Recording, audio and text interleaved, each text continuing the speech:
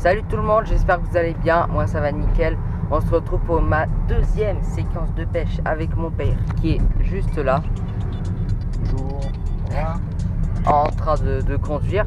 Et c'est lui qui fait le montage de mes vidéos. Là actuellement, ma première séquence de pêche que j'ai filmée il y a hier. On n'a pas encore terminé le montage. Et ce sera bientôt terminé, on va sûrement finir ça ce soir. Et cette fois-ci, on va se retrouver à Saucé. Alors, pas au même endroit, mais c'est plus dans le centre-ville de Saucé. C'est-à-dire que c'est à côté d'un port et à côté d'une digue. De toute façon, je vous montrerai ça tout à l'heure quand on y sera. À tout à l'heure. Salut tout le monde. Alors, on est actuellement à Saucé. On est à côté du port de Saucé. Je vais marcher sur une méduse. Ça là, cette saleté. Vous voyez cette saleté là? J'ai failli marcher dessus. Saleté là. J'allais mettre mon pied dessus.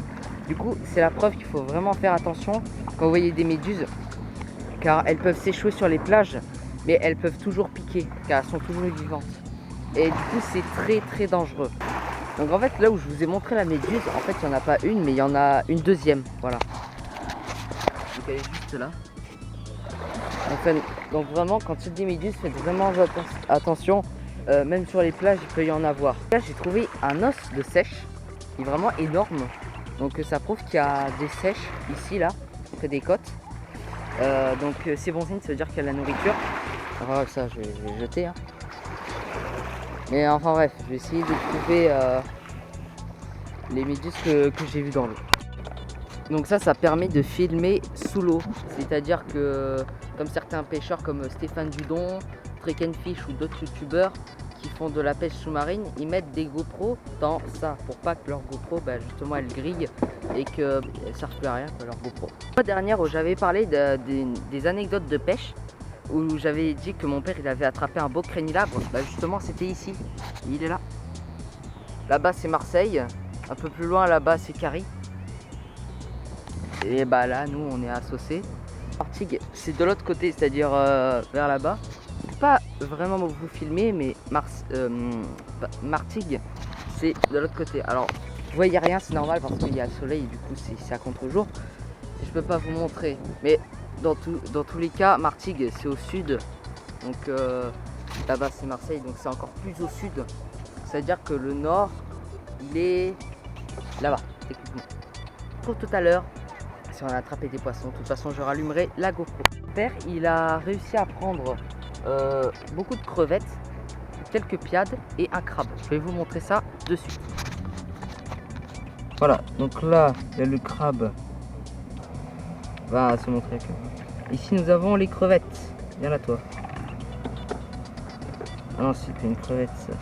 Crevette, voilà. Donc celle-là c'est la plus grosse crevette. Elle est très active, transparente, translucide. Sûr, je vais la laisser tranquille. Et aussi, les crevettes, c'est un crustacé. Elles ont des pinces. Bon, bien sûr, là, on les voit presque pas parce que elles sont encore trop petites, mais elles en ont. C'est pas comme les crabes où ça va vous faire mal, c'est déchiqueter la chair des aliments qu'elles mangent. Par exemple, les algues. Moi, quand je pêche, j'utilise les hameçons Gamakatsu. C'est toujours du tofu.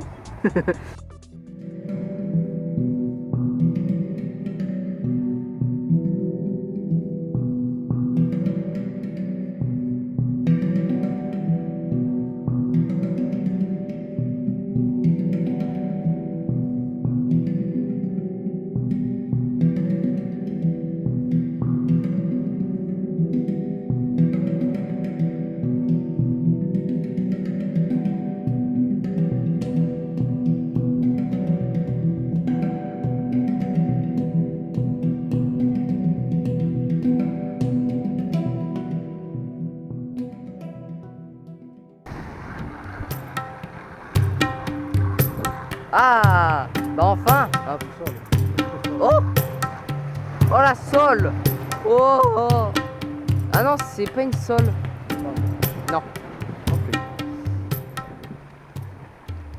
Ah non, je connais ce poisson. Je vais vous montrer plus précisément le poisson que mon père a pêché. Ici du coup vu qu'elle est morte, je sais pas pourquoi mais ça a perdu un peu ses couleurs. Alors le poisson, je comprends que vous vous dites ouais mais pourquoi ils l'ont tué tout ça. C'est parce qu'en fait elle a engamé l'hameçon. Et sauf que c'était trop profond et l'hameçon était un peu trop gros par rapport à la gueule du poisson. Donc techniquement c'était impossible. Voilà. Donc enfin, je vous mets les détails un peu. Ici il y a plein de petits ronds bleus. C'est son camouflage là. Ensuite ses yeux, donc ça lui permet d'avoir un champ de vision très élargi. Ensuite là il y a les nageoires. Que demain on ira à la pêche et que par exemple il mettrait un triple vers là et un autre hameçon triple là. Donc apparemment ça c'est très bon pour le loup.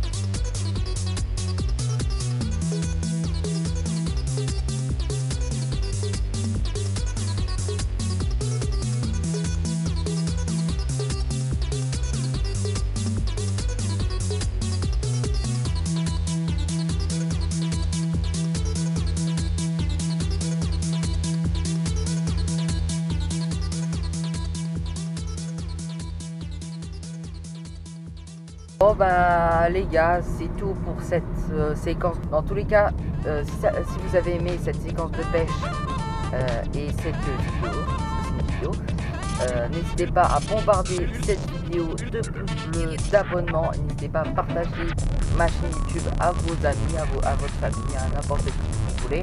Dans tous les cas, je vous dis ciao tout le monde.